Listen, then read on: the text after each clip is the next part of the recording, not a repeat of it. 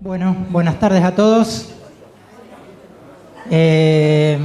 Para los que no me conocen, mi nombre es Marcelo Pugliesi, soy director técnico de IBC Laboratorios.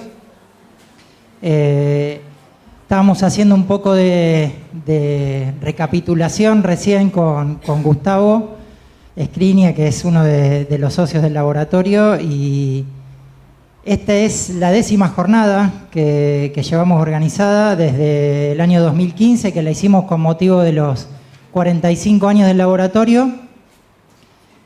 Así que, salvo en 2020, el resto fueron todas jornadas a las que tuvimos una convocatoria excelente, igual que hoy. La verdad que siempre agradecidos de la respuesta que tenemos de la gente que viene a escuchar.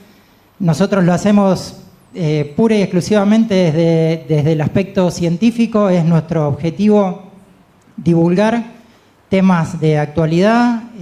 Para eso nos referimos siempre a los profesionales que están en el medio, mejor capacitados y brindando atención sobre estos temas. Así que van a tener de primera línea los temas de hoy. Y nos acompañan también profesionales del laboratorio para dar la parte bioquímica, por supuesto, que es un poquito el mix que necesitamos siempre de parte de análisis clínicos, bioquímico y el profesional médico para tener esa relación que tanto necesitamos para que todo esto camine. Bueno, como todos sabrán, el tema de hoy que nos convoca es actualización en esteatosis hepática metabólica, el MASLD, y hepatopatías autoinmunes. Y vamos a presentar para la primer charla del día a la doctora Melissa Dirschwolf. La doctora es especialista en medicina interna y hepatología, y es subjefe de trasplante hepático del Hospital Privado de Rosario. Así que los dejo con la presentación de ella, que nos va a hablar de etiología, clasificación, diagnóstico y tratamiento de esta enfermedad. Gracias.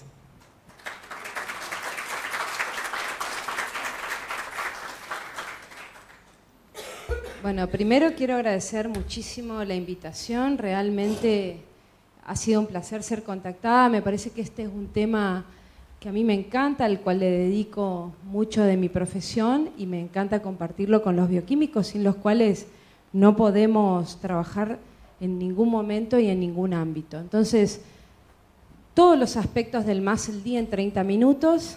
No fue tan fácil armar la charla, pero espero que sean disparadores y les guste el enfoque. Entonces, esta es nuestra hoja de ruta, y por supuesto que primero, para hablar de un tema, tenemos que empezar definiéndolo.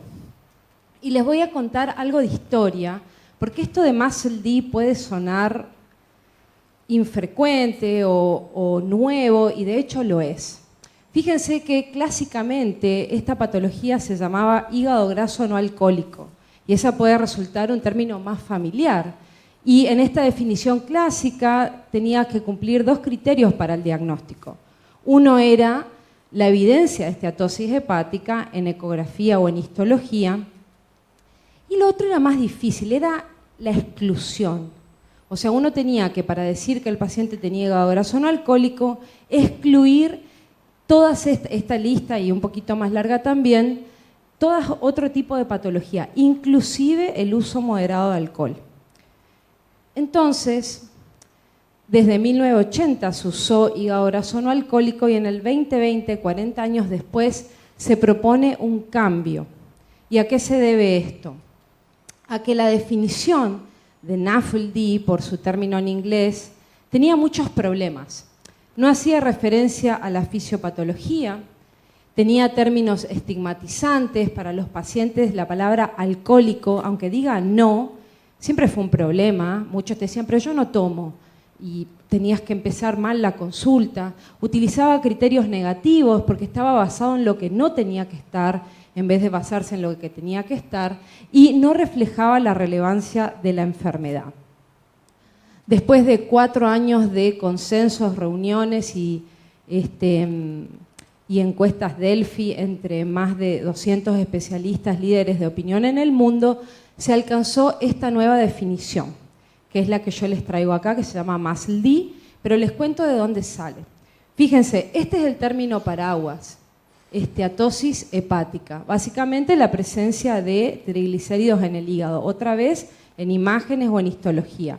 Este es el término que engloba.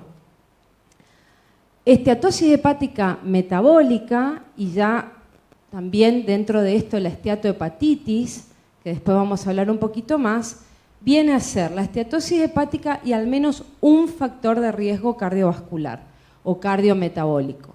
Reemplaza los términos que les comenté antes y se basa en criterios positivos.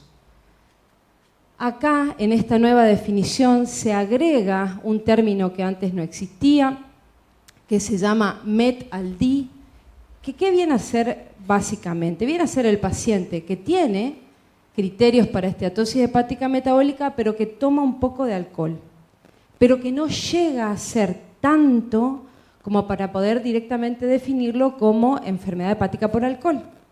Entonces, fíjense ustedes que esto se acerca mucho más a nuestra práctica clínica. Según cuántos gramos por día o por semana la gente tome, predomina la esteatosis hepática metabólica o la enfermedad por alcohol. Y cuando no tienen factores de riesgo cardiometabólicos, pueden ser o esteatosis hepática relacionada al alcohol, o según la etiología específica, y si no se encuentra ninguna causa criptogénica. Entonces, esta es la nueva definición. Estos son los criterios cardiometabólicos que con que esté uno es suficiente: el exceso de peso, la insulinoresistencia o la diabetes, hipertensión, triglicéridos elevados o HDL bajo, o un tratamiento para estos, porque significa al final lo mismo, tanto en su versión para adultos como para pediátricos. Y fíjense que tiene muchas ventajas respecto a la definición previa. Usa criterios afirmativos, yo les cuento lo que tiene que estar, no lo que tiene que faltar. Es simple, fácil, no estigmatiza, se alinea con otros factores de riesgo cardiometabólicos, incluso está adaptada para la población pediátrica, porque imagínense ustedes que hablarle a un chico de 5 años de hígado graso no alcohólico era un problema. Entonces, ahí lo definimos. Les voy a contar un poquito de la epidemiología y por qué este es un tema que merece reuniones como esta que estamos haciendo, porque es la enfermedad hepática más frecuente en el mundo. Y fíjense que en América Latina más de 1/3 de la población lo tiene. Si quieren sacamos el número acá en la sala. ¿Cuántos seremos o podemos tener esta patología? Y de hecho, si vemos población general como acá, 1/3 lo va a tener, pero si nosotros, médicos o bioquímicos, atendemos pacientes con diabetes, 6 de cada 10 van a estar afectados por esta patología, y si atendemos obesidad y exceso de peso, 8 de cada 10. Entonces es una enfermedad bien prevalente. Es el componente hepático del síndrome metabólico, junto con la hipertensión, la dislipidemia, los trastornos en el metabolismo de la glucosa y la obesidad y el exceso de peso. ¿Y por qué va en aumento su prevalencia? Porque traza un paralelismo con la pandemia que tenemos de obesidad. ¿Y a qué se debe esto? Esto, lo que les estoy contando, tiene muchos años y seguro que les resulta familiar a todos. Hemos cambiado nuestro estilo de vida, en donde las dietas tradicionales se reemplazan por ultraprocesados, en donde hay cada vez más sedentarismo, y ya hace 10 años hay reportes de más muertes por sobrepeso, vinculadas al sobrepeso, no por sobrepeso, que a la desnutrición. Entonces, esto explica, y Argentina no es la excepción. Fíjense ustedes que el exceso de peso en el 2005 en nuestra población era del 49% y ya en el 2018 supera el 60% y todavía los números actuales no los tenemos, pero es probable que esto siga creciendo. ¿Y cuál es la historia natural de esta patología? y su impacto, porque una cosa es saber que es frecuente, pero otro saber qué impacto tiene en nuestra población. Estos son los estadios clásicos. Normalmente se consideraba que o tenías esteatosis hepática, que es simplemente la presencia de triglicéridos en más del 5% de los hepatocitos, esto es una biopsia de hígado, con muy poquita inflamación crónica. Y se creía que esta era la forma benigna, ¿sí? Entonces uno podía estar acá o en este lado del espectro o en este estadio que es la esteatopatitis, en donde además de haber esteatosis hepática hay inflamación, balonización, que son esos hepatocitos que están un poquito más hinchados, más gorditos, y un grado variable de fibrosis hepática. Esta era la forma que se consideraba progresiva, que es la que avanzaba a fibrosis y a cirrosis. Y se creían que eran estadios estancos, o vos estabas acá o acá. Pero hoy sabemos que el MASLD es dinámica, es una patología dinámica. Es decir, que uno puede pasar de un hígado sano a tener esteatosis hepática solamente simple, por decirlo de una forma, o sin inflamación. Un tercio va a tener esteatohepatitis y un 15% va a tener cirrosis, hepatocarcinoma o una mortalidad vinculada al hígado. Pero si uno está acá, puede volver. No sé si ustedes saben, pero las cicatrices en el hígado, la fibrosis, regresan. Y eso es importante saberlo porque ningún estadio es final y cualquiera de estos puede causar o está asociada a mayor incidencia de muerte cardiovascular. Entonces, todos los estadios pueden transformarse en otros. Incluso podemos volver a tener un hígado sano. Y lo otro que me parecía interesante contarles es que tampoco son estadios estancos respecto a cómo avanza cada paciente. Cuando yo empecé a estudiar la esteatohepatitis, parecía que tardaban 10, 20 años los pacientes en desarrollar fibrosis, entonces que había tiempo para detectarlos. Pero de este tipo de estudios en donde los pacientes se biopsiaban, se hicieron muchos estudios con biopsias pareadas porque había pacientes probando drogas para la esteatosis hepática. Entonces son pacientes que se biopsian, prueban los fármacos que muchas veces se demostró que no ayudaban, pero después tienen biopsias de seguimiento. Entonces no te sirve para el fármaco, pero te sirve para la historia natural. Vos podés saber lo que le pasa a los pacientes. Y de esa forma se descubrió que la mayoría tarda en progresar, pero hay un 20% que en un par de años puede pasar de no tener fibrosis a estar cirrótico. Entonces también sabemos que es variable la velocidad de esta patología. Y quizás esto es lo que más demuestra el impacto que tiene el MASLD. Fíjense ustedes que yo siempre trato de traer los estudios que tienen mayor cantidad de personas y mayor tiempo de seguimiento. Y en este muy recientemente publicado, fíjense, la mortalidad por toda causa, la mortalidad relacionada al hígado, al cáncer y cardiovascular es mayor en los pacientes, o hay un mayor riesgo en los pacientes con MASLD que en población general. Y es un poquito más si le sumás alcohol. Por eso, como pueden ver, los hazard ratios son un poquito más altos a medida que uno agrega mayor cantidad de alcohol.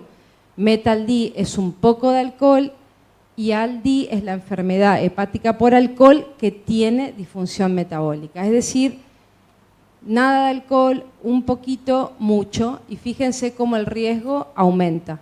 Mortalidad por toda causa, por el hígado, por cáncer y cardiovascular. Cardiovascular, ahí están bastante parejos, parece que el alcohol no tiene un rol tan importante. Y en nuestra lista de espera yo me dedico a trasplante y cada vez lo vemos más. Y hoy esto es un gráfico de Liunos, que es lo que tiene una cosa fantástica en Estados Unidos, que tienen gráficos tiempo real. Vos podés ver que van listando cada año. Están un poquito mejor que nosotros en ese aspecto y fíjense que las primeras causas de ingreso en lista de espera es alcohol y MASH, esteatohepatitis. Entonces, fíjense el impacto. no solo lo tiene un montón de gente, sino que hoy lidera nuestra lista de espera para trasplante y está vinculado a más riesgo de muerte. O sea que parece que amerita aprenderla y tratarla y detectarla, esta patología. Entonces, ¿cómo uno sabe? Porque yo le dije que 1/3 de la población tiene esta enfermedad y tenemos que encontrar a los que le va a ir mal, porque si no tendríamos que estar tratando a 1/3 de la población. Bueno, sabemos que es la fibrosis la que determina el pronóstico. Fíjense ustedes que la fibrosis, a medida que aumenta su estadio, tiene una relación directamente exponencial, les diría, con la mortalidad vinculada al hígado y también con la mortalidad por toda causa. Entonces sabemos que lo que tenemos que buscar es, para encontrar esa persona que está en riesgo, es la fibrosis hepática.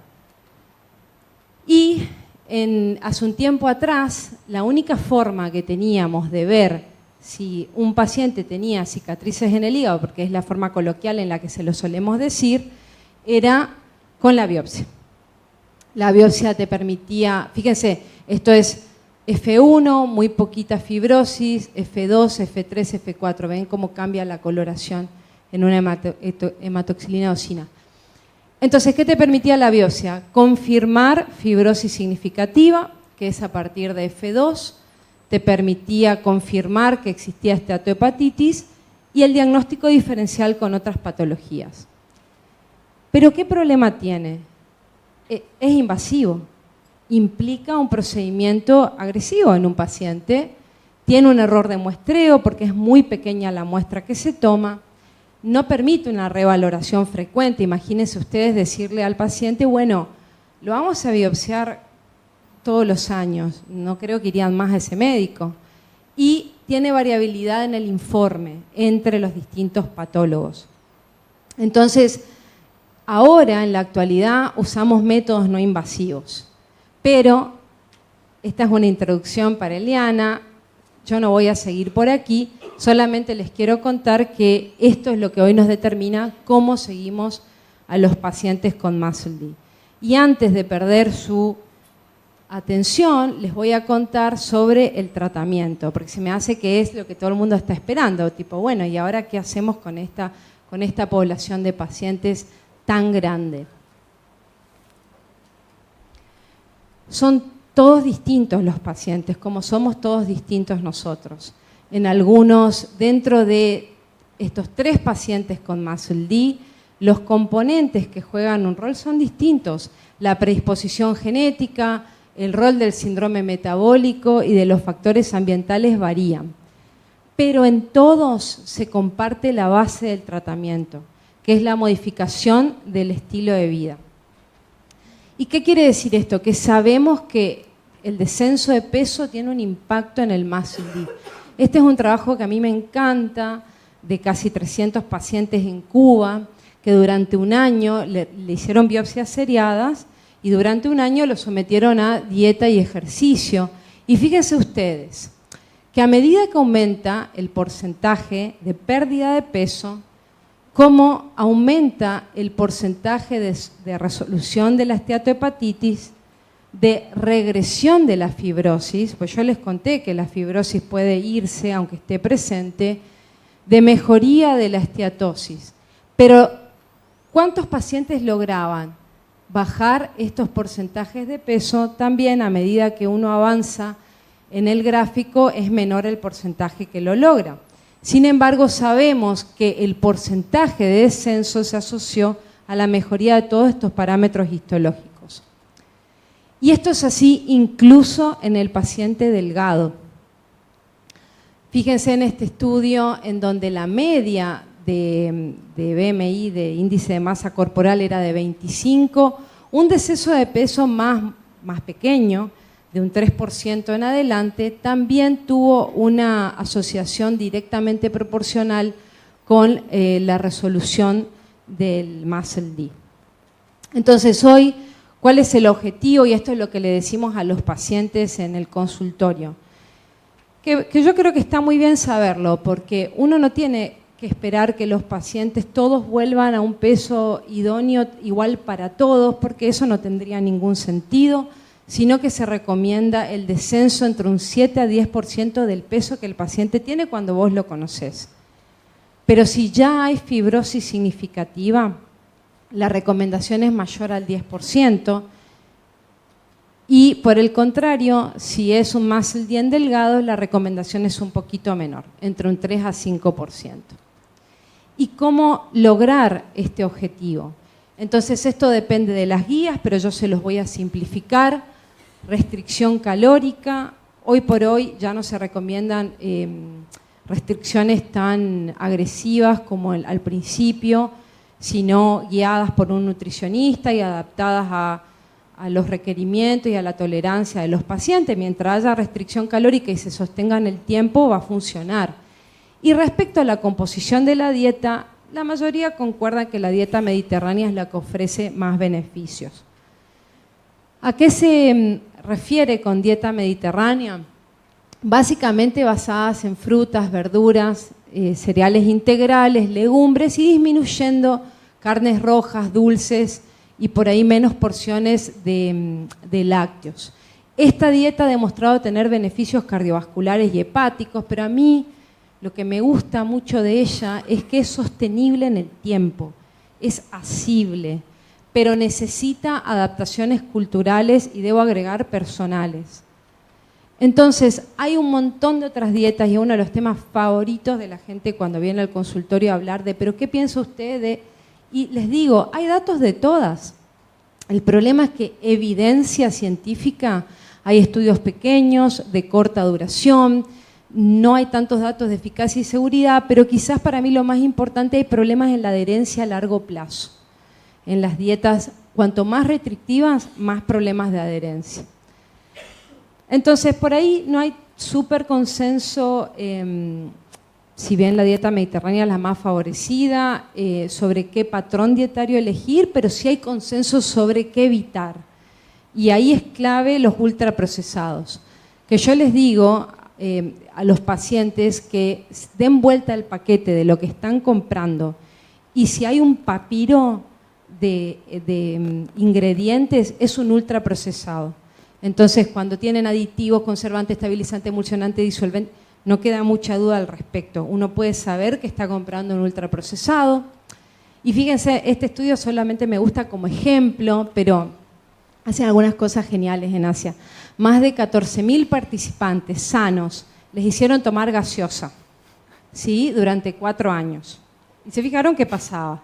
Y fíjense ustedes, que más de 4 vasos de gaseosa semana, no día, se asoció a un 45% mayor riesgo de MASLD independiente, ajustado por otros factores, por supuesto, ¿sí? Entonces, hay cosas que sabemos, ¿no?, que evitar. Todos se miran los que toman gaseosas.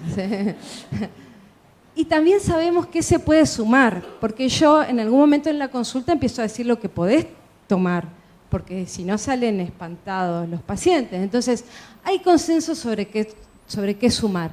Y el café, hay ya metaanálisis al respecto al efecto del café y el patrón de dosis-respuesta.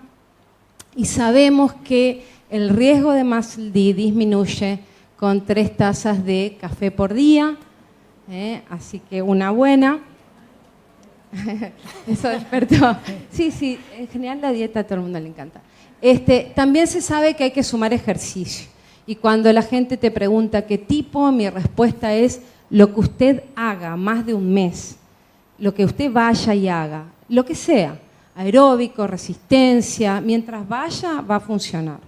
Y de hecho hay datos al respecto, por supuesto. Y quizás la otra cosa que es el tema hot es, porque todo lo otro lo sabemos hace mucho, pero también sabemos que es muy difícil de lograr. Y hoy lo que dirige muchas veces la consulta es los fármacos, porque parece ser más fácil. ¿Hasta qué punto? Yo tengo mis serias dudas. Entonces, les voy a contar muy poquito para no excederme, pero no sé cómo vengo. ¿Vengo bien? Sí. Respecto a los fármacos dirigidos al hígado.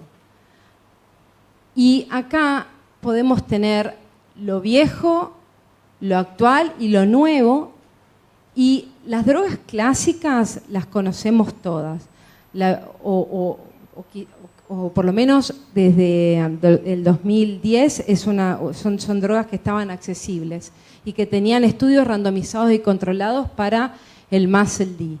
La vitamina E tiene estudios en donde ha demostrado algo de mejoría en el MASH, o sea, en la parte de inflamación, sin mejoría en fibrosis, que yo les dije que es el determinante del pronóstico, y cuando se evaluó su seguridad, hubieron reportes que lo asociaban a su uso a mayor incidencia de stroke, que son ACVs, y mortalidad por toda causa. Mientras que la pioglitazona también tiene trials, es una tiazolidinediona que se usa para los pacientes con diabetes. También tiene trials en que hay algo de mejoría en el MASH. En un estudio, en un único centro, con 100 pacientes, demostró mejoría en la fibrosis, pero también causa aumento de peso y menor masa ósea y alguna otra cosita que está reportada también. Entonces, estas drogas clásicas, la vitamina E ya no se recomienda. La pioglitazona depende de la guía que leas. Las guías de diabetes todavía le otorgan un lugar, las de hepatología cada vez menos. Y todos estos otros fármacos, la metformina, las estatinas, los SGLT2, la aspirina, no tienen suficiente evidencia para decir que tienen un rol en la esteatohepatitis, pero se pueden usar para su indicación primaria en pacientes que estén afectados por esta patología. Y fíjense ustedes, casi 20 años de desarrollo infructuoso, todos estos eran fármacos para tratar la esteatohepatitis. Y fíjense de los que empiezan, tan poquitos que van avanzando, incluso el obeticólico luego se sacó, que no llegan a la fase de registro. Fue un fracaso el desarrollo de los fármacos para hígado graso, hasta yo lo digo, para esteatosis hepática, hasta que se consensuó que iban a mirar para el desarrollo de estas drogas. Entonces, se consensuó que eficacia se iba a definir como resolución del MASH y mejoría de la fibrosis sin peoría de uno o del otro, y en la cirrosis por los eventos relacionados al hígado. Y de acuerdo a la agencia que uno elija, si se piden los dos objetivos o solo uno. Y se consensuó qué pacientes se quieren tratar. Los pacientes con esteatohepatitis y fibrosis significativa o avanzada y los pacientes con cirrosis. Y por fin, después de ponernos de acuerdo en esto y desarrollar todos los estudios en las mismas líneas, en el 2024 por primera vez hubo éxito y se aprobó la primera droga para tratar el MASH, que es el resmetirom, que no lo tenemos todavía nosotros. Está aprobado por la FDA. Este es el trial con el que se logró su aprobación, que es el maestro. Y fíjense ustedes qué logró. Logró que 1/3 de los pacientes resuelvan el MASH y logró que 1/4 de los pacientes mejoren la fibrosis. No son números fantásticos, pero es mejor lo que teníamos. Y hace 15 días, sigo diciendo yo, pero es hace un mes, pero me resisto por lo visto a la fecha, se aprobó el famoso Ozempic, ese suena, ¿no? El semaglutide, que tiene mucha difusión porque es un fármaco que se usa para diabetes y para descenso de peso. Este es el trial que se hizo para MASH y este es el análisis interino, y con este estudio, hace un mes recién, en Estados Unidos se puede prescribir para esteatohepatitis con fibrosis 2-3 y los números son un poquito mejores, ¿sí? Hay resolución en casi más del 60% y hay mejoría de la fibrosis en más de casi el 40% de los pacientes, acompañando un franco descenso de peso. Hay otras drogas que están en este camino, agonistas similares GLP-1 y algunos que son duales, twincretinas, hay otros fármacos, pero yo les traje, por una cuestión de tiempo, los 2 que hoy están aprobados para su uso. Esto va a despertar muchos retos en el horizonte para todos, porque no sabemos la seguridad de estos fármacos que la gente te pide que le prescribas, pero la verdad que ningún trial tiene más de 72 semanas, no sabemos qué pasa después, porque son nuevas, están recién desarrolladas. Tienen un costo alto, el tema de la cobertura, el acceso, el impacto en los servicios de salud, en una patología que afecta gran parte de la población. El costo-beneficio de prescribir si la gente no cambia su estilo de vida, cuánto tiempo lo van a tomar, qué va a pasar cuando se lo suspendas, no lo sabemos, lo intuimos. Entonces todavía hay muchos retos en el horizonte, pero con gusto los enfrentaremos. Les quiero agradecer mucho por su atención, este es mi equipo de trabajo y son quienes me apoyan para la atención de todos estos pacientes que les acabo de comentar.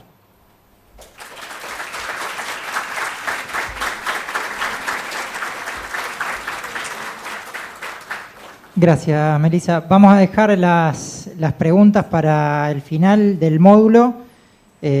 Ahora va a disertar la doctora Eliana Ayuso. Eliana es bioquímica de acá de la Universidad Nacional de Rosario, jefa del área de bioquímica automatizada en IBC. Nos está acompañando hace unos cuantos años ya, 15 nomás. Y va a hablar un poquito la parte complementaria de Melissa sobre los marcadores séricos en el cálculo de índices bioquímicos para fibrosis, es decir, cómo aportamos nosotros desde el laboratorio a la patología. La dejo a Eliana. Bueno, buenas tardes. Como dijo Melissa, lo importante en estos casos es evaluar el estadio de fibrosis y para hacerlo, o sea, en realidad, ¿por qué es importante? Porque es lo que nos va a dar la severidad que tiene la enfermedad, por eso necesitamos conocer el estadio de fibrosis y detectarla también. También, como había dicho ella, no quiero repetir mucho, pero la biopsia hepática es el estándar de oro para diagnosticar fibrosis. Tiene sus complicaciones como hemorragia, es un procedimiento que puede ser doloroso también para el paciente. Hay reportes de casos de hipotensión. También la muestra puede no ser representativa de la extensión de la lesión en el tejido, entonces no sería tan importante. Y bueno, también requiere una logística más importante y es costosa. Por otro lado, tenemos los métodos no invasivos, que son a los que nosotros nos ocupamos nosotros, y tenemos dos grandes grupos. Uno de esos grupos es la aproximación biológica, cuantificando biomarcadores séricos, y la otra es la aproximación física, que eso ya compete a los médicos, que es midiendo la rigidez del hígado, y finalmente estos dos se complementan también para hacer el diagnóstico. ¿Qué necesitaría yo tener de un marcador invasivo para que sea ideal? Por un lado, que tenga alta sensibilidad, o sea que me pueda decir que un paciente está enfermo cuando realmente lo está, eso se refiere a que sea sensible, que tenga alta especificidad, o sea que me pueda decir que un paciente está sano cuando realmente está sano, que sea disponible, que sea seguro para el paciente y que sea económico, o sea, acá entrarían las 3B de bueno, bonito y barato, que tenga buena reproducibilidad y también, muy importante, que sea capaz de evitar falsos positivos, que yo pueda diferenciar la fibrosis de otras patologías que causan inflamación hepática. ¿Tá? Bien, hay una gran cantidad de mediciones que se pueden hacer en suero, hay otros que son algoritmos, cálculos, índices que se hacen con análisis muy sencillos de laboratorio.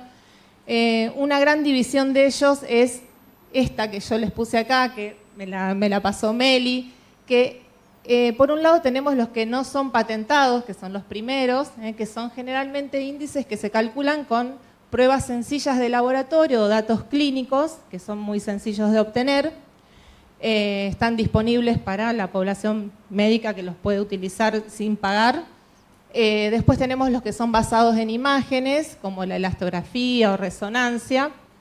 los que son combinados, y después tenemos estos que son patentados, o sea, generalmente, por ejemplo, el ELF, que es muy conocido en la Unión Europea, se usa mucho. Acá en Argentina tengo entendido que en la provincia de Córdoba hay un laboratorio que lo está haciendo. No sé acá en Rosario, no tengo el dato, pero lo importante es que son patentados. Entonces nosotros para poder usar esos algoritmos debemos pagar, o sea, si nosotros podemos hacer las determinaciones de laboratorio, después tenemos que pagar el algoritmo para poder utilizar ese cálculo, ¿está? No solo basta con las pruebas de laboratorio. Bien, entonces, como nos vamos a referir a los biomarcadores, los vamos a dividir en dos grandes grupos. Primero, por un lado, los indirectos, que son las pruebas más sencillas, más accesibles, y que generalmente están alteradas en patologías hepáticas, como son las transaminasas, la gamma GT, todos los marcadores de reserva hepática, como el tiempo de protrombina, la albúmina, colinesterasa, bilirrubina, bueno, tenemos un montón de marcadores y pueden ser esos marcadores así solos o índices que se calculan con esos marcadores sencillos. Y si no, por otro lado, los directos, que son un poco más específicos, que en realidad lo que me van a marcar es la lesión en la matriz extracelular, o sea, el proceso de fibrosis. Son marcadores directos de la fibrosis hepática, ¿tá? Vamos a empezar con este, que es el más conocido, del que hay muchos trabajos, que se llama FIB4 o FIB4. Utiliza 4 determinaciones, son 3 determinaciones de laboratorio, como la GOT, la GPT, el recuento de plaquetas y la edad del paciente. Esta es la fórmula, es muy sencilla, la edad por la GOT sobre el recuento de plaquetas por la raíz cuadrada de la GPT. Si bien son análisis sencillos de laboratorio, quería remarcar que tienen una fase preanalítica muy importante, porque si bien se pueden hacer en cualquier laboratorio de mínima complejidad, es muy importante el error preanalítico que pueden tener. Si la muestra está hemolizada, la GOT, sabemos que tiene una isoenzima que está dentro del glóbulo rojo, entonces si la muestra me cuesta un poquito la extracción, puedo llegar a ver valores elevados de GOT y de GPT normales. Esas muestras sería necesario repetirlas. Por otro lado, el recuento de plaquetas, que bueno, ahora se simplificó mucho con los contadores hematológicos, el error en el recuento de plaquetas, pero si la extracción es dificultosa, también la mayoría son bioquímicos acá, saben que se agregan las plaquetas y tenemos valores bajos en los recuentos. Y otro problema que también nosotros lo solemos ver mucho, que bueno, la doctora Palma me puede dar la razón, tenemos varios pacientes que tienen pseudoplaquetopenia por EPTA, o sea, tienen valores bajos de plaquetas, pero y obviamente los contadores nos dan una alarma de agregado plaquetario, pero cuando nosotros hacemos una extracción a ese paciente con otro anticoagulante, como el citrato, el recuento es normal. Entonces, es importante identificar esos pacientes para no tener, porque en estos pacientes el recuento de plaquetas está bajo, entonces identificar que ese recuento bajo no sea por una muestra que está mal extraída o por una pseudoplaquetopenia. Bien, volviendo al FIB4, los valores de corte que se establecieron, este no fue el trabajo con el que se validó, esto es una revisión del año 2019, este índice se validó en un primer momento en el año 2007 para pacientes que estaban coinfectados con virus C y HIV. Primero se validó para esos pacientes, después hubo otro trabajo que lo validó específicamente para los pacientes con hepatitis C, y luego en el año 2019 un trabajo muy importante que lo validó para pacientes que tenían esteatosis. Estos son los valores de corte que se utilizan cuando el score me da menor a 1.3, se puede descartar fibrosis significativa con un valor predictivo negativo del 90%. El otro punto de corte importante es 2,67, que yo puedo decir que el paciente tiene fibrosis avanzada con un valor predictivo positivo del 80%, y se vio la precisión con un área bajo la curva de 0,802 en una curva ROC. Estas curvas ROC sirven para analizar la especificidad y la sensibilidad de una determinada prueba. Si yo elijo una prueba para diagnosticar determinada patología, la puedo analizar mediante estas curvas ROC y voy a tener valores que arrancan desde 1 cuando la prueba es perfecta, 1.0, y va a ir bajando a medida que es menos específica y menos sensible, y cuando llego a un valor de 0.5 es como tirar una moneda al aire directamente, digamos. O sea, se solapan las curvas, los valores entre los pacientes normales y los pacientes sanos y los enfermos, ¿está? Se los adelanto porque los resultados generalmente son de áreas bajo la curva. Bueno, entonces, ¿qué podemos decir del FIB-4? Es un índice robusto, moderadamente preciso, es muy fácil de utilizar, tiene amplia disponibilidad y lo más importante que tiene una alta capacidad para descartar fibrosis. O sea, los valores son más importantes, un valor predictivo negativo del 90% para descartar fibrosis. O sea, como que es más importante para descartar el paciente enfermo que para incluirlo. ¿Ah? Pero bueno, no todo lo que brilla es oro, entonces tenemos unos pequeños problemas con el FIB-4. Uno de esos problemas que se plantea es cómo da el valor en los pacientes diabéticos. Este estudio, que es del año 2022, se evaluaron 363 pacientes que tenían evidencia histológica de fibrosis y el 33% de esa población tenía diabetes tipo 2. Se los analizó y se les midió el FIB-4 para ver cómo daba y sorpresas se encontraron con que el valor, o sea, este de arriba, que es el de 0,79, es el valor que se obtuvo en la población esta que se estudió en general, y cuando separan a los pacientes entre diabéticos y no diabéticos, ven que los no diabéticos tienen un área bajo la curva de 0,82, pero los pacientes diabéticos de 0,68, o sea, el rendimiento de la prueba baja muchísimo cuando el paciente es diabético. ¿Qué es lo que se vio? El 13% de los pacientes que eran diabéticos fueron mal clasificados.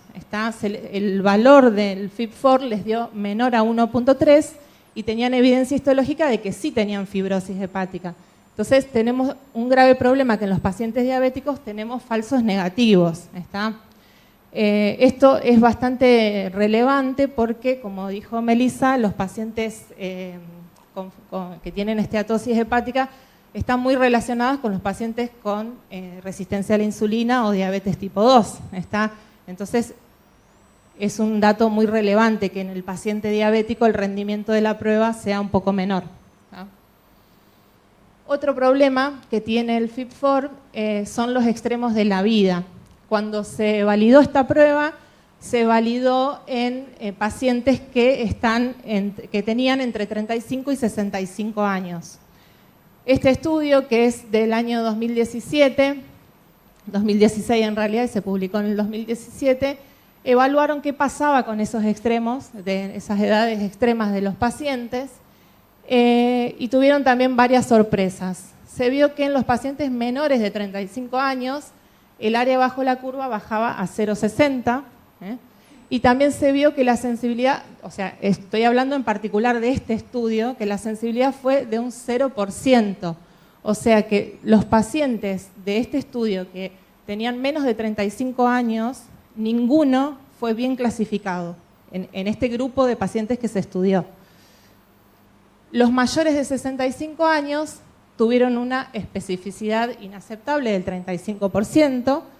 Quiere decir esto que el 65% de esos pacientes que se estudiaron se les dijo que tenía fibrosis hepática, o sea, se clasificaron como que tenían fibrosis y realmente no la tenían, o sea, tuvieron un 65% de falsos positivos.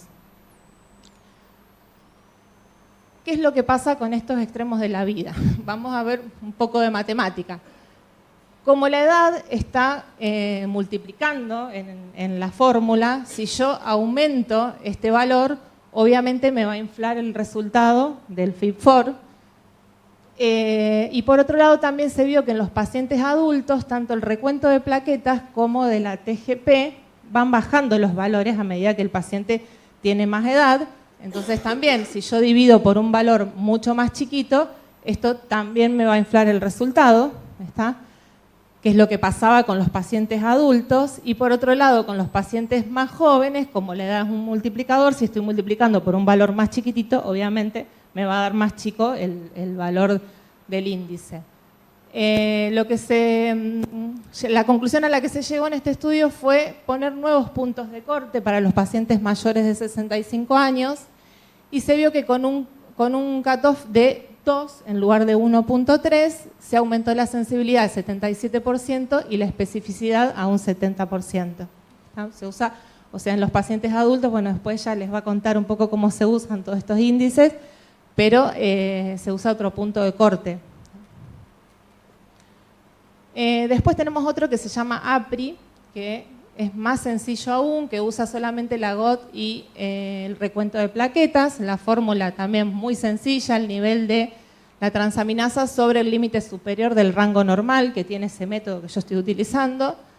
Dividido el recuento de plaquetas por 100 y se tiene estos puntos de corte: menor a 0,5 tiene bajo riesgo de fibrosis, entre 0,5 y 1,5 indeterminado, y mayor a 1,5 alto riesgo de fibrosis. Después tenemos otro que se llama NFS o Score de Fibrosis.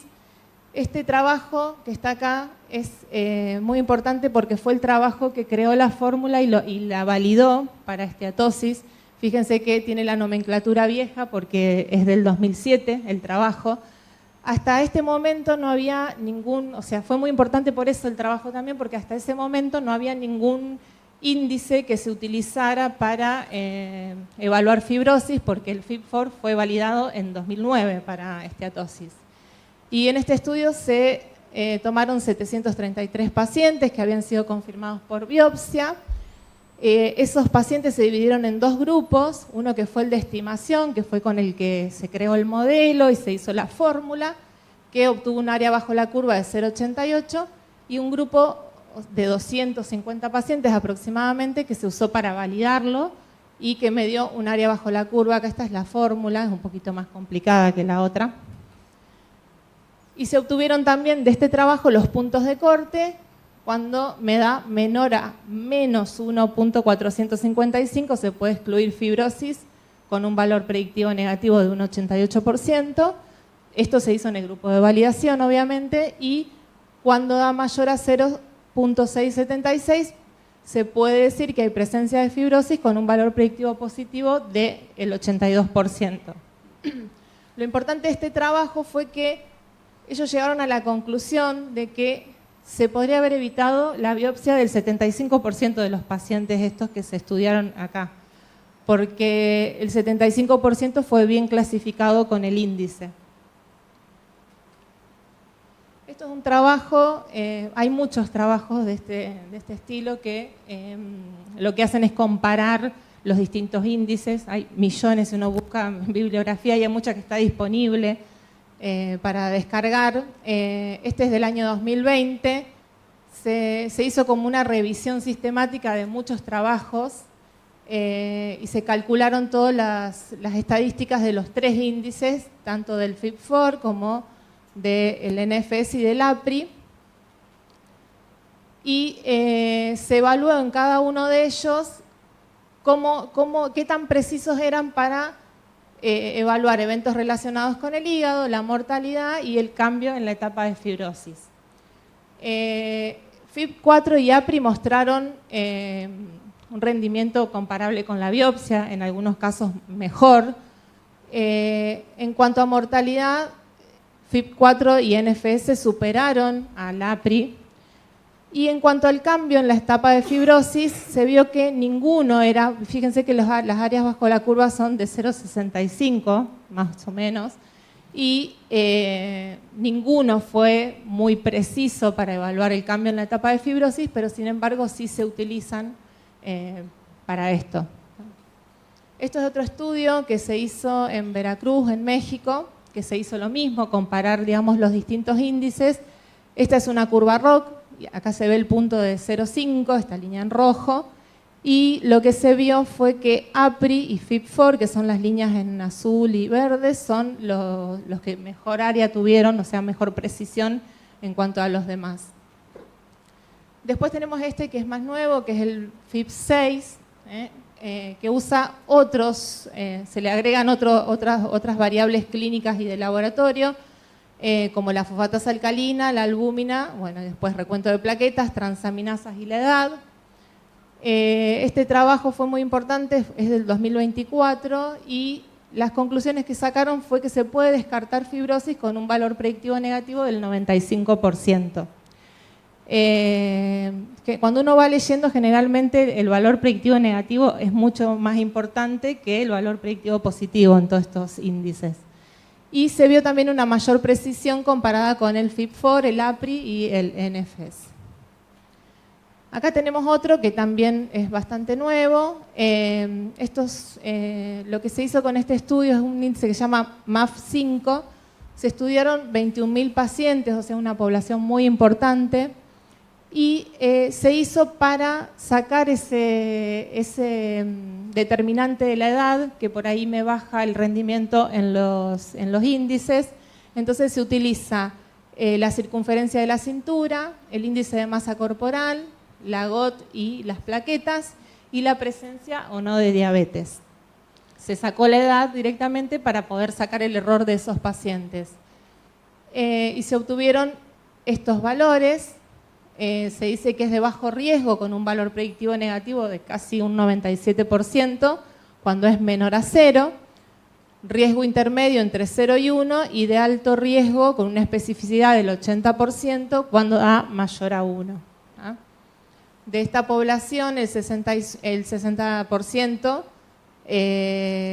tenía, digamos, dio de bajo riesgo y solamente un 3% tenía fibrosis, o sea que el resultado es muy favorable. Y cuando se compara con el FIB4, en todos los extremos de las edades, se ve que tiene un rendimiento, esta es el área bajo la curva y este es el valor predictivo negativo, que es mucho mayor. Fíjense que acá el FIB4 en esta población dio 0,61, o sea, nosotros vamos viendo distintos valores porque también depende de la población en la cual se hizo este estudio. O sea, hay estudios en Asia, en Europa, en todos lados, entonces ese valor que habíamos visto antes de 0,802, con el que se había validado el FIB4, puede cambiar de acuerdo a la población que se está estudiando. Y para los adultos también 0,75 y 94% el valor predictivo negativo y baja un poquito con el FIB4, o sea que es un mejor predictor que el FIB4. Y bueno, vamos a los directos ahora. Hay otros de los indirectos, pero bueno, como para hacer un resumen. En los directos habíamos dicho que eran los que me marcaban directamente algún componente de la matriz extracelular, de la formación del colágeno. Tenemos este que se llama propéptido N-terminal del colágeno tipo 3 o ProC3. Es un marcador de fibrogénesis, deriva del colágeno tipo 3. Tanto el colágeno tipo 3 como el 1 son una parte importante de la matriz extracelular. Entonces, cuando se forman y se incorporan a la matriz extracelular, estos péptidos, si nos acordamos de cuando estudiábamos química biológica, esos péptidos se escinden en la formación del colágeno por determinadas proteasas, peptidasas, y lo que se utiliza es el extremo N-terminal, aminoterminal del colágeno tipo 3. Este propéptido, si yo lo comparo con otro que también se utiliza mucho, que es el PIMP, tiene mejores resultados porque es un marcador solo de formación del colágeno, y el PIMP se vio que es un marcador tanto de formación como de degradación del colágeno. Entonces sería como más específico en la formación de la fibrosis. Este analito ProC3 el método por el cual se mide es electroquimioluminiscencia, o sea, es un método más específico y no accesible para todos los laboratorios. Se puede hacer en el módulo 801, por ejemplo, de los COVAS. No llegó todavía a Argentina, no lo tenemos. Pero bueno, la idea es que si lo podemos acceder en los próximos meses, lo queremos probar obviamente. pero bueno, a la TAM tarda todo un poquito más. Bueno, esto se usa con un algoritmo que se llama algoritmo ADAPT. El PROCE3, en realidad la patente la tiene Nordic, que es una empresa de Dinamarca, pero hizo ahora un convenio de comercialización con Roche, por eso yo puse este equipo que es en el cual se puede utilizar, y se usa con un algoritmo que se llama algoritmo ADAPT, que además del PROCE3 también utiliza la edad, la presencia o no de diabetes y el recuento de plaquetas. Fíjense que volvemos siempre a las mismas determinaciones. Esta es la fórmula que estaba en el inserto. Y los valores de corte son estos que están acá arriba: 10.03, 10,18, 11.07. O sea, es muy fino el valor entre uno y otro. Cuando da menor a 10,03 se puede descartar fibrosis. Cuando el índice me da mayor o igual a 10,03 puede tener fibrosis significativa el paciente.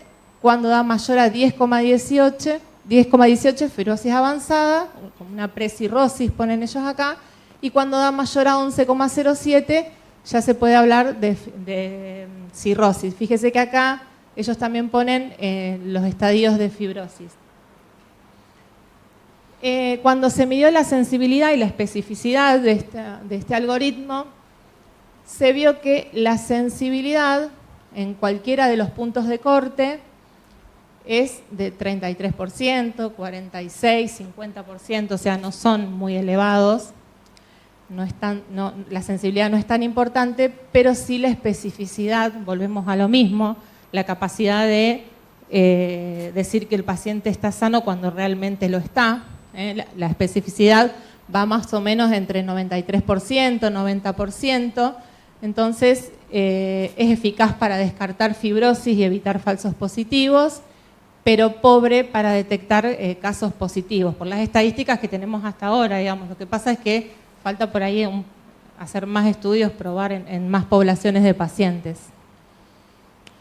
Este trabajo se los puse porque me pareció importante, porque se habla mucho de esteatosis hepática en la población pediátrica y se probó el PROCE3 en la población pediátrica. Esto es no me acuerdo el año 2021.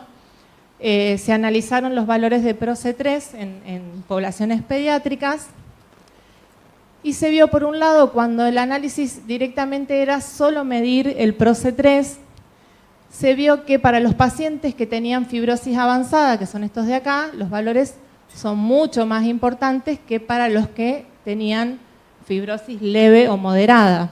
Pero lo que sucedía es que cuando se comparaban con los pacientes sanos, los valores son casi similares. O sea, yo puedo diferenciar entre un estadio de fibrosis, pero no puedo diferenciar entre un paciente que tiene fibrosis leve y un paciente sano, por lo menos con los valores que se obtuvieron acá.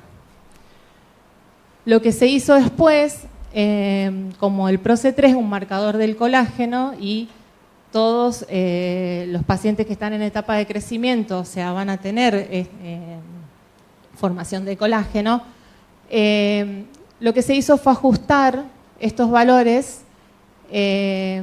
por edad, sexo y el índice de masa corporal. Y los resultados que se obtuvieron fue que había bastante diferencia, una diferencia importante entre la fibrosis avanzada y la fibrosis leve o moderada, y también había una pequeña diferencia con los pacientes sanos.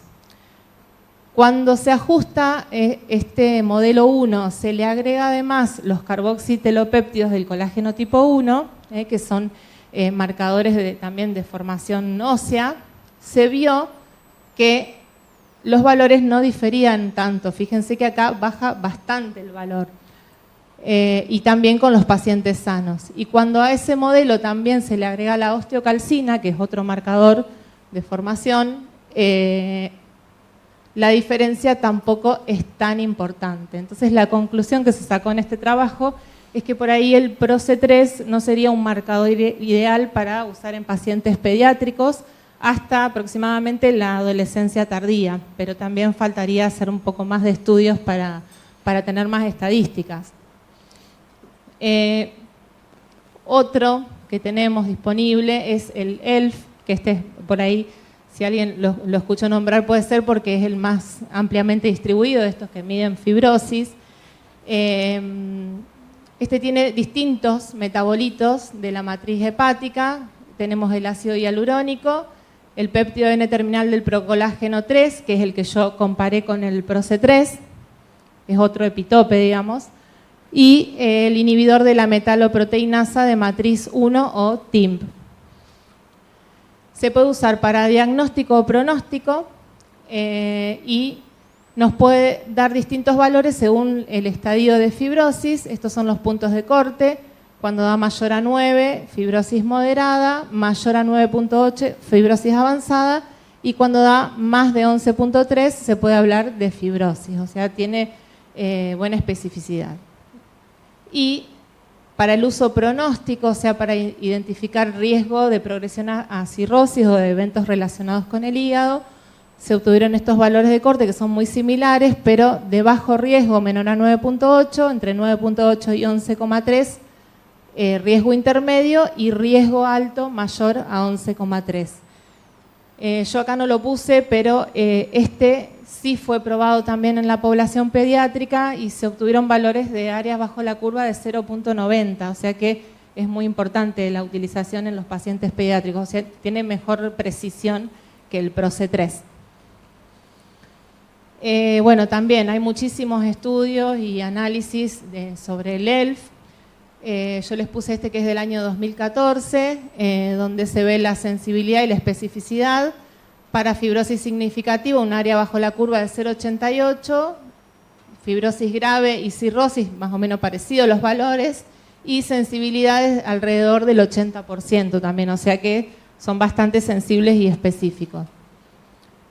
Bueno, y para terminar, puse este trabajo que es del año 2025, lo publicó la revista, el área de gastroenterología y hepatología de la revista Lancet, que lo que hicieron fue evaluar si sería adecuado implementar un programa de cribado en la población. Para hacerlo, lo que hicieron fue utilizar los criterios de Wilson de la Organización Mundial de la Salud, que datan de 1968. Son 10 criterios que se usan para determinar si a determinada patología sería viable hacer un screening en la población.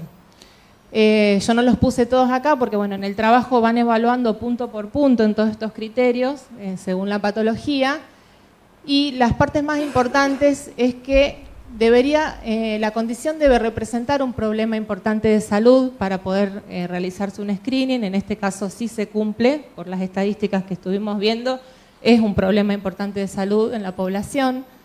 Se necesita conocer la historia natural de la enfermedad y tiene que tener una fase latente, que también lo es acá en esta patología. Debe existir una prueba adecuada y debe ser aceptada para toda la población. Ahí estamos un poco flojos porque no hay un marcador ideal, ¿tá? Pero las estadísticas muestran que sirven los marcadores que se están utilizando. Y otro de los puntos es que debe existir un tratamiento aceptado y una política consensuada de a quién tratar. Como estos criterios son del año 1968, lo que se hizo en este estudio también es agregar nuevos criterios para las condiciones socioeconómicas que tenemos hoy en día, y agregaron que el acceso tiene que ser equitativo para toda la población, que la evaluación tiene que ser continua a largo plazo, o sea, no perder esos pacientes, y minimizar los daños psicosociales, o sea, los beneficios deben superar los riesgos para poder aplicarse un screening. Los riesgos serían, por ejemplo, sobrediagnóstico y sobretratamiento. Es como que lo que plantea este estudio es un cambio en el paradigma de dejar de tratar la cirrosis para empezar a tratar la fibrosis. Como dijo Melissa antes, la fibrosis puede regresar. Entonces, lo dejo como pregunta para ver qué opinan. La conclusión que sacaron ellos es que sí sería fiable, o sea, hacer un screening, pero bueno, faltan muchos estudios y avances para poder realizarlo en la población en general. Bueno, muchas gracias. Los dejo con Melissa ahora.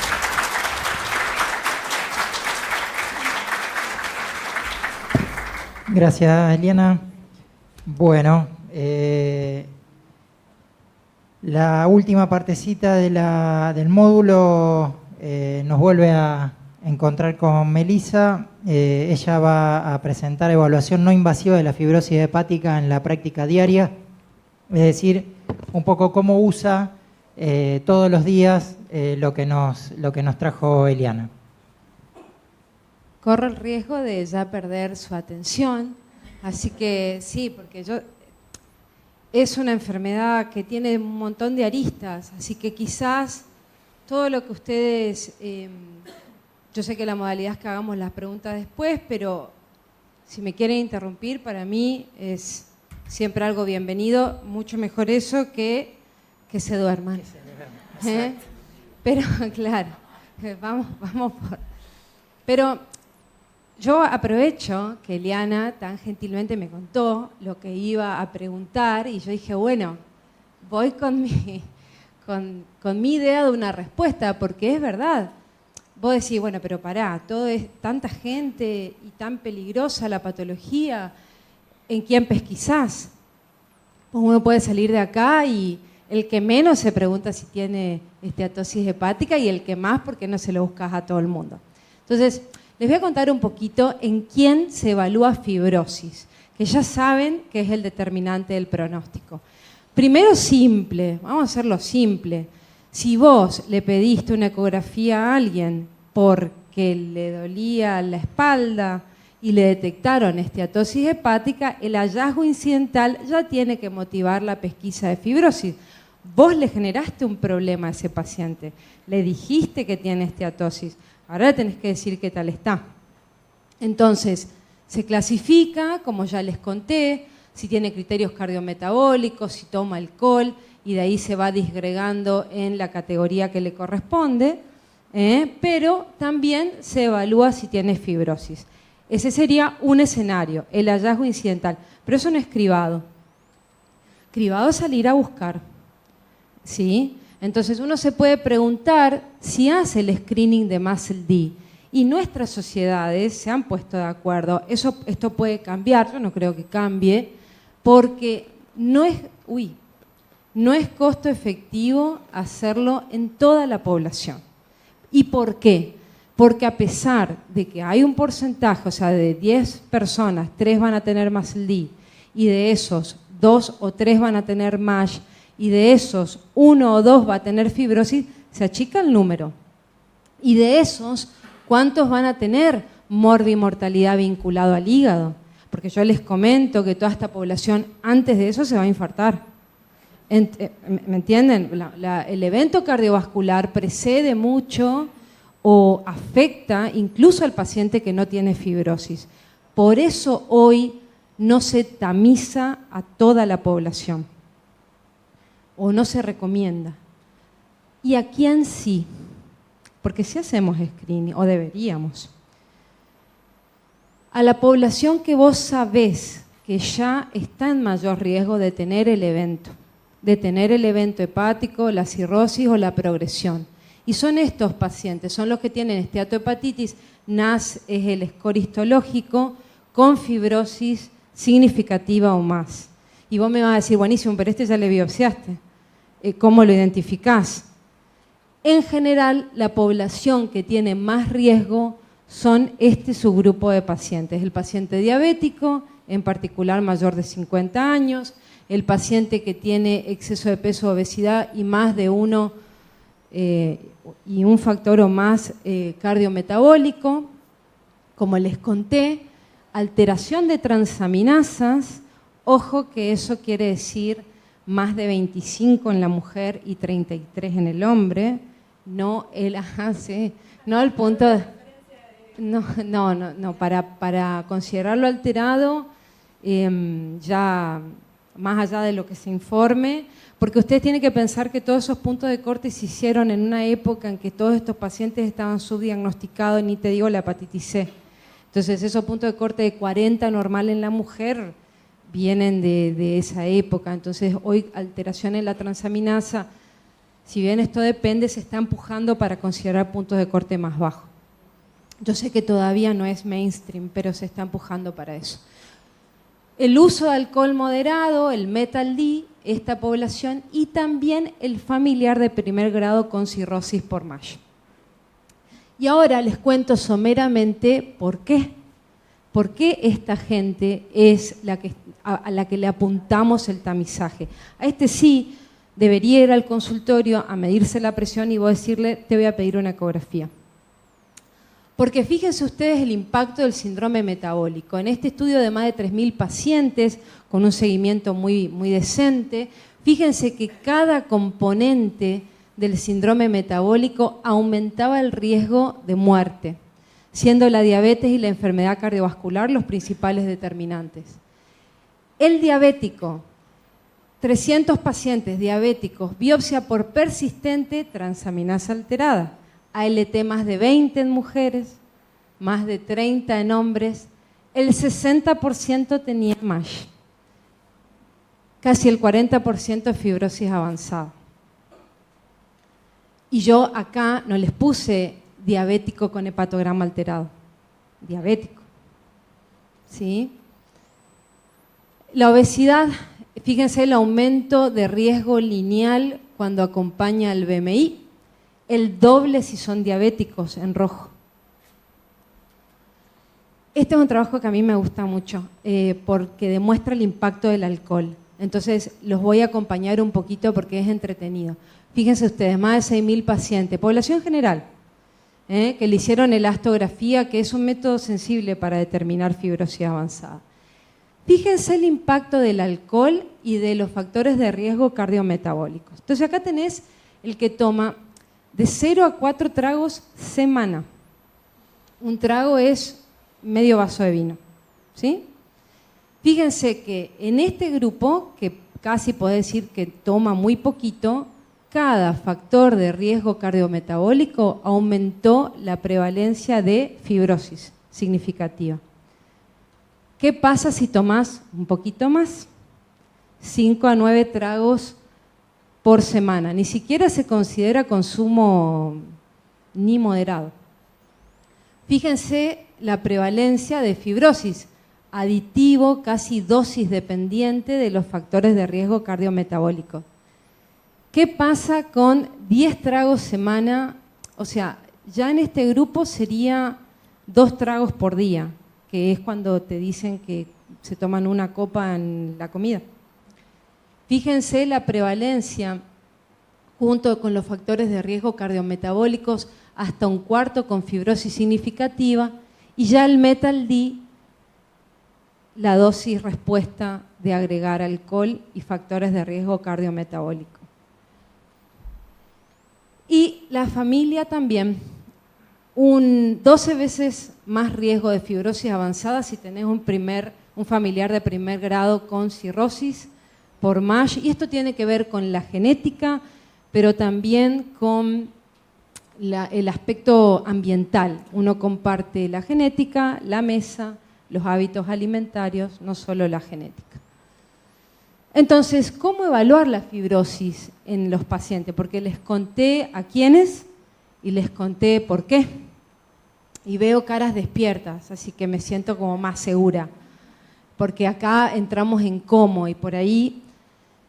Bueno, esta es la parte que a mí más me gusta explicar para que uno entienda, porque hay mucho, como vos contaste, hay tanto, pero vos tenés que saber cómo elegir. Y para eso tenés que saber a quién ves, a quién atendés.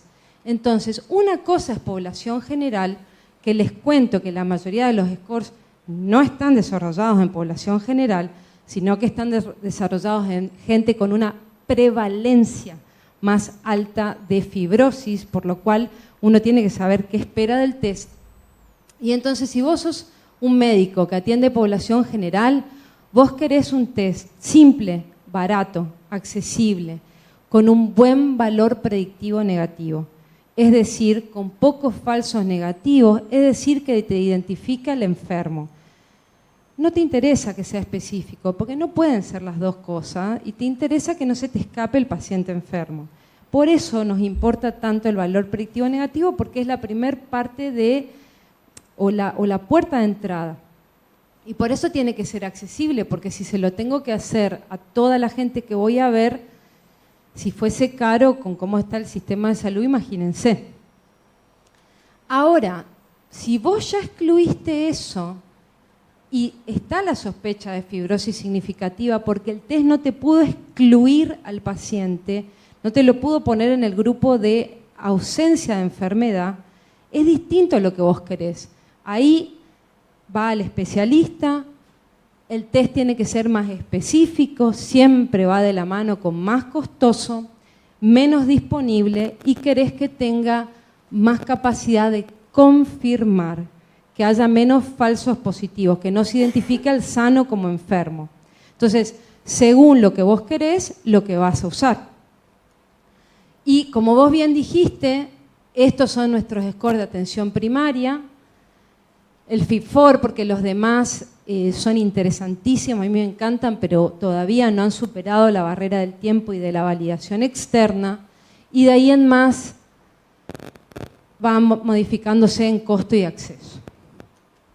Entonces, esto es medio vintage, es del 2018 la slide, pero ahora el aparatito del FibroScan es así, porque todo cambia.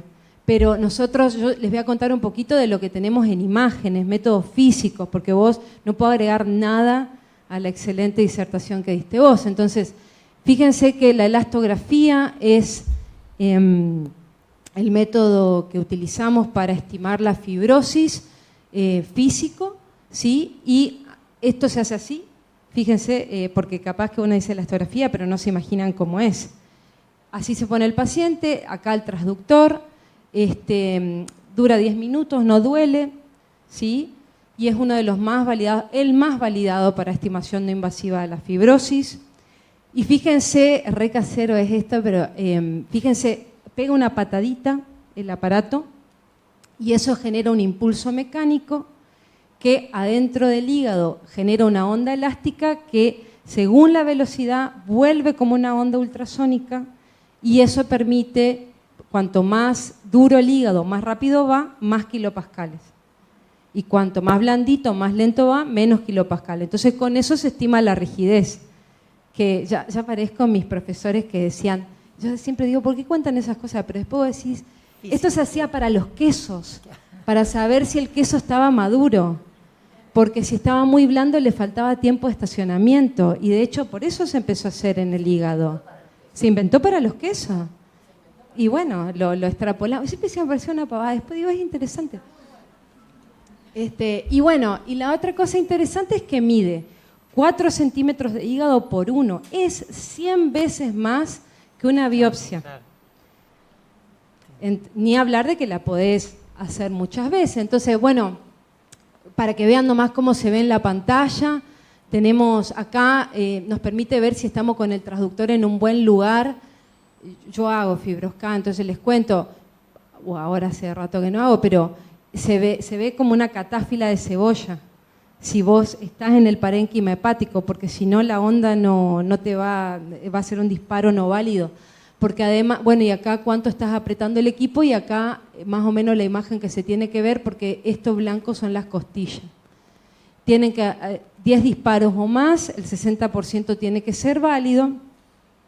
Y se informa, si es bien simple, tiene mucha validez interna y externa, porque vos sabés leer el informe y sabés que si hubo un índice intercuartil menor al 30% de variabilidad, una buena tasa de éxito, el estudio está bien hecho.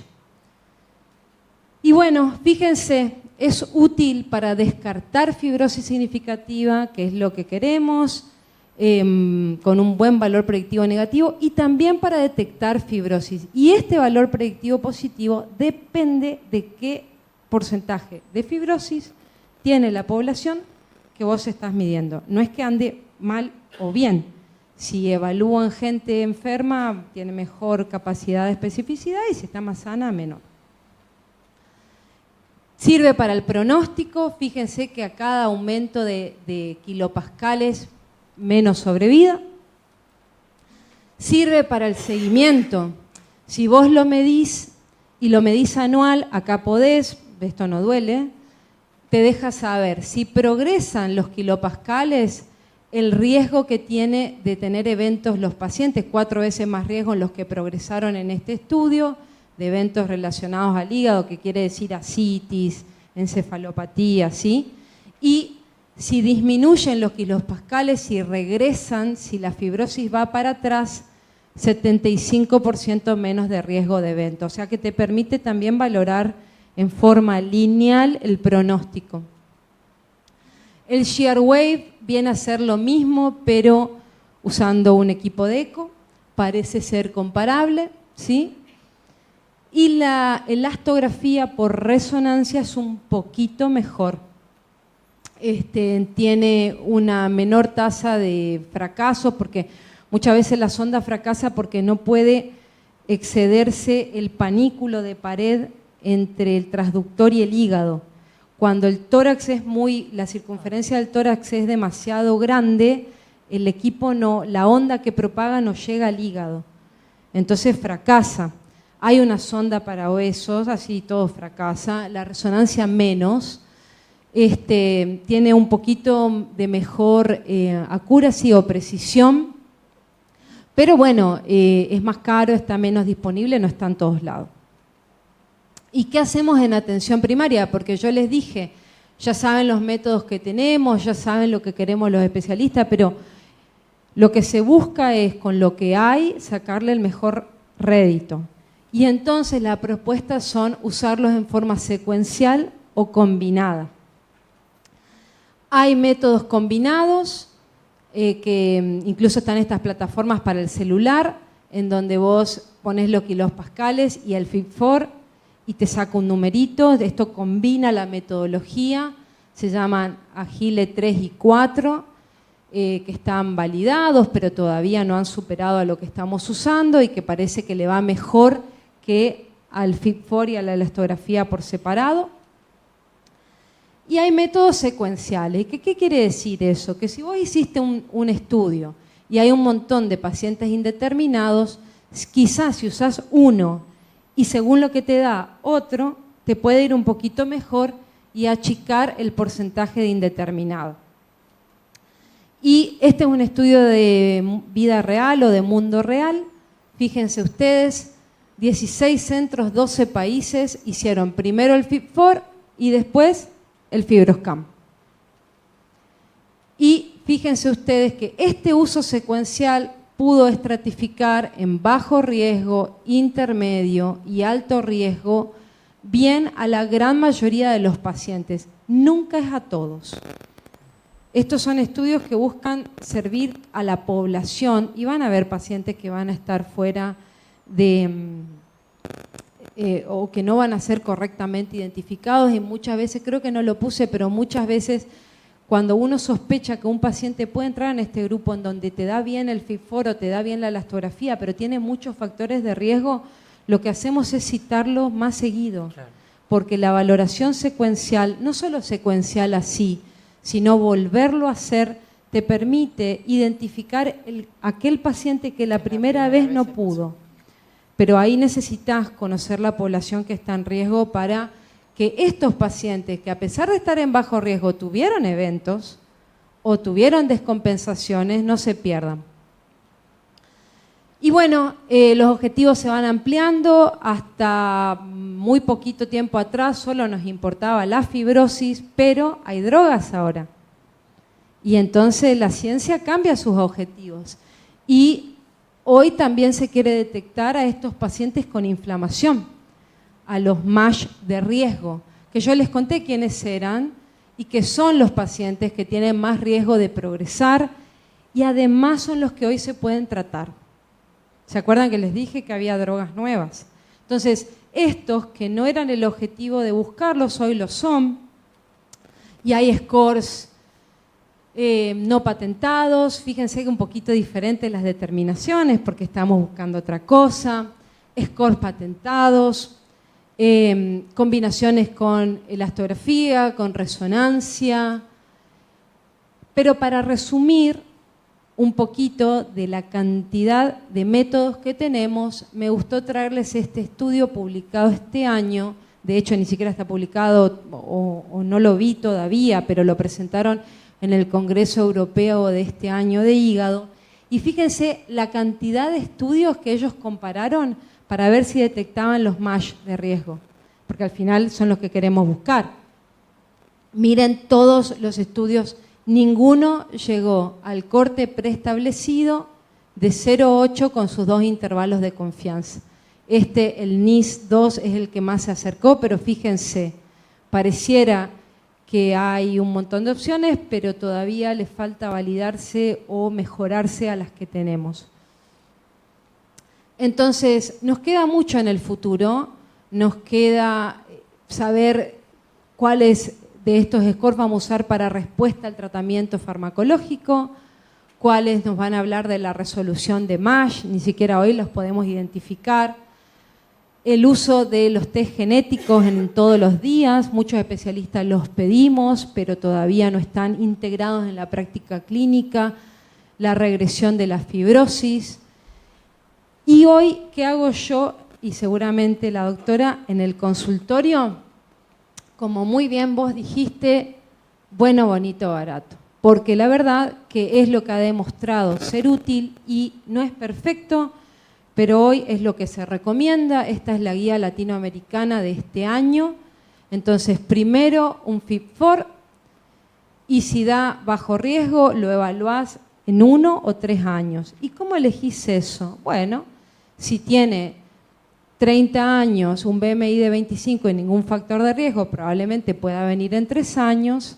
Si es un paciente diabético, hipertenso, probablemente en 1 año. ¿Sí? Y luego, en este lugar indeterminado, según lo que tengas, elastografía, ELF o biopsia, porque en algunos lugares no tenés nada no invasivo, y de esa forma los estratificás a los pacientes. Entonces, todavía nos queda validar la mayoría de los scores que charlamos hoy, validarlos en nuestra población, llegar a indicar fármacos sin biopsia y controlarlos sin la biopsia y controlar la eficacia de los tratamientos. Todavía nos queda un largo camino. Y optimizar el acceso a todos nuestros pacientes. Nuevamente gracias y los invito, si les gustó el hígado, al congreso de este año de patología que se hace el mes que viene.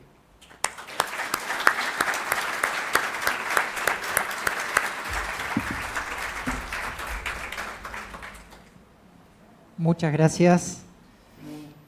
Bueno, tenemos un pequeño espacio para preguntas. No sé si tienen algo para consultarle a los disertantes.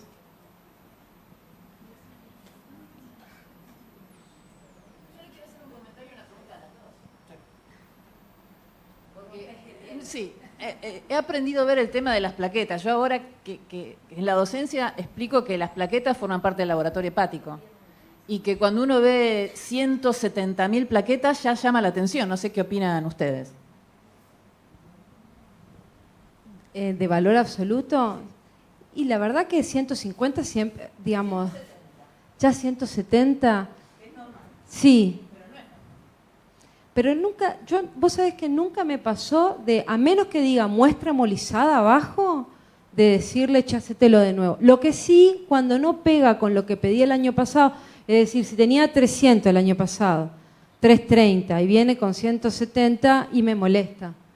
Porque, y en general, antes de tomar una decisión clínica, porque incluso por ahí los terminás biopsiando, ¿viste? Por una sospecha de patología. Pues la plaqueta nos importa muchísimo para patología crónica.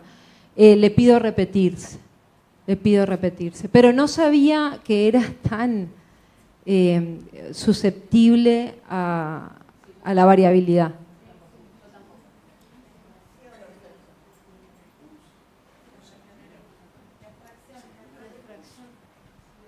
Cuando uno hace la extracción, por ahí suele suceder, en mi caso me ha pasado de tantos años sacar sangre, que uno a veces encuentra la vena y por ahí es como que se te hace vacío, se te pega el bisel a la pared de la vena, entonces uno cuesta un poquito, va, viene, la extracción termina saliendo, pero después los equipos te dan alarma de agregado plaquetario. Hay que darle mucha importancia a la alarma del agregado.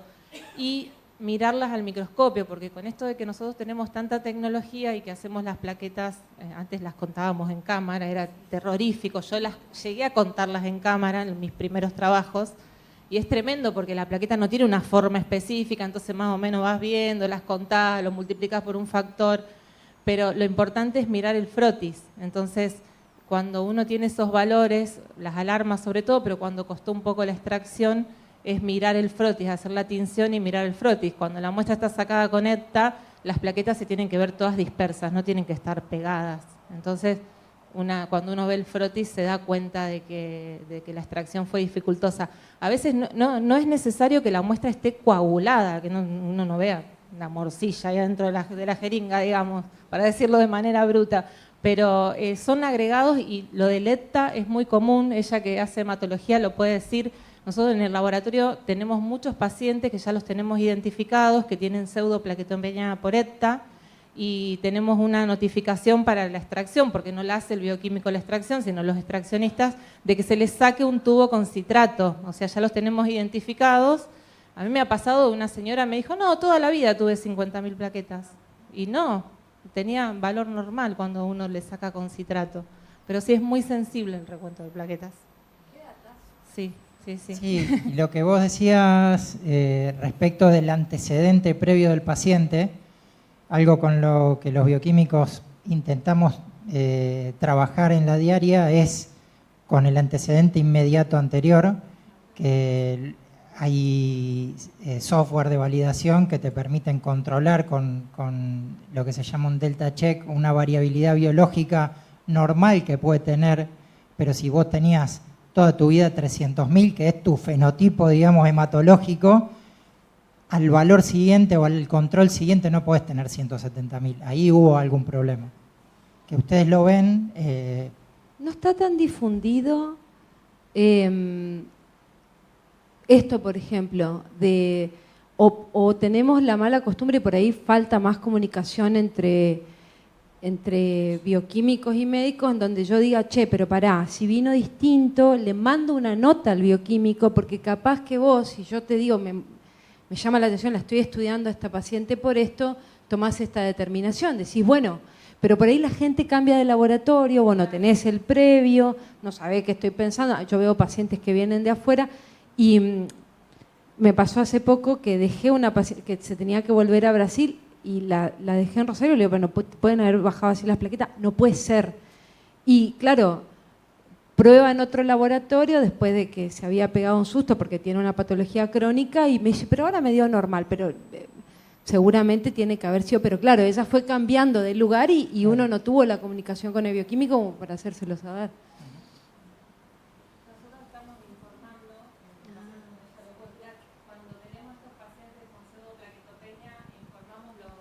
Dos valores en el informe para que el médico sepa que tiene una variabilidad por el anticoagulante.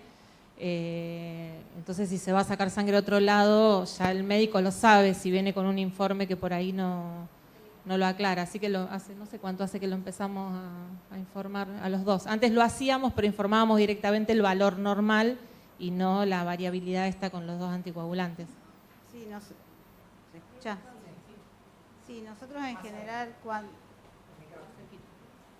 general cuando tenemos así un caso que a lo mejor en el equipo nos da un valor muy bajo, generalmente miramos el frotis, si se ven agregadas, recitamos al paciente, porque muchas veces es problema de la extracción, como te decía Eliana.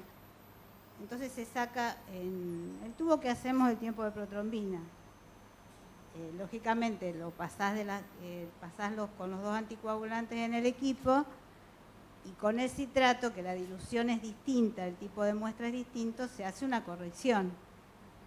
Pero hay veces que te da, a lo mejor pacientes que vienen con 50.000 plaquetas, te da la primera vez, en el citrato te puede llegar a dar 200.000, porque están agregadas las plaquetas. Y generalmente estamos informando, en esos casos informamos los dos valores con una notita que es una posible pseudotrombocitopenia por EPTA. Le recomendamos a los pacientes que cuando se sacan sangre y tienen plaquetas, le comenten al extraccionista, mirá, me pasó esto, como para ya no tener que volver a citarlo otra vez. Pero tenemos muchos casos.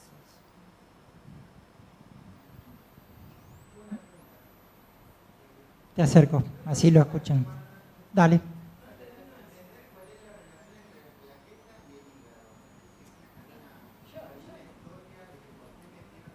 Sí, nos importa muchísimo. Te diría que...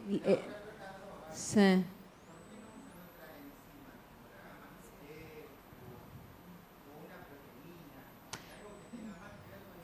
Más que ver con el hígado, que las transaminasas no... Bueno, ¿por qué no la gamma GT? No hay nada más...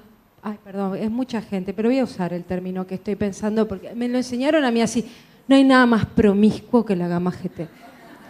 Todo toca la gamma GT. La enfermedad metabólica, cualquier uso de fármaco, cualquier problema, que todo lo sube. De hecho, la gente, el alcohol... de hecho, pero el alcohol hasta, porque genéticamente, de acuerdo a cómo uno metaboliza el alcohol, incluso el consumo leve, aunque sube un poco dosis dependiente. Entonces la gamma GT no te marca la patología, sino que está muy influenciada. Las proteínas dependen de su génesis, pero para eso del estado nutricional, de su catabolismo, de la pérdida por riñones, o sea, realmente está muy modificado. Las transaminasas hablan del hígado con la única excepción de la patología muscular, cosa que estamos muy entrenados para preguntar cuando están alteradas, de buscar que la TGO y la TGP, no esté, en particular la TGO, no estén afectadas por patología muscular. Entonces, por eso las transaminasas, porque además en estudios poblacionales se demostró que su alteración condicen con el pronóstico hepático. ¿Por qué la plaqueta? Porque cuando baja habla de hipertensión portal, que es el primer fenómeno fisiopatológico en la progresión de la enfermedad hepática avanzada y lo que te lleva a todas las complicaciones de la cirrosis. O sea que va bajando la plaqueta de acuerdo al aumento de la hipertensión portal y entonces cuando ya están bajas, por eso es lo que te decía, que ya te molesta, ¿viste? Alguien que entra al consultorio con 130, ¿viste por qué?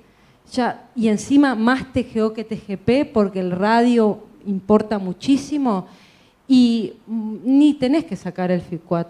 Lo sacás, pero ya te habla de sospecha de patología crónica. Sí, sí, nos gusta mucho las plaquetas. Pero me mataste igual con eso. Ahora voy a empezar a buscar, a preguntarlo más. Las extraccionistas vienen corriendo con el tubo, a veces me costó un poquito, porque viste no quieren que llamemos de nuevo al paciente, a ver, pasalo, lo agitamos un rato, lo pasamos antes de que se vaya el paciente para no traerlo, pero es una obsesión que tenemos con las plaquetas. ¿Y vas a tener la muestra hemolizada también? Sí, la muestra hemolizada es otro problema. Cuando cuesta la extracción se hemoliza la muestra y se agregan las plaquetas, las dos cosas.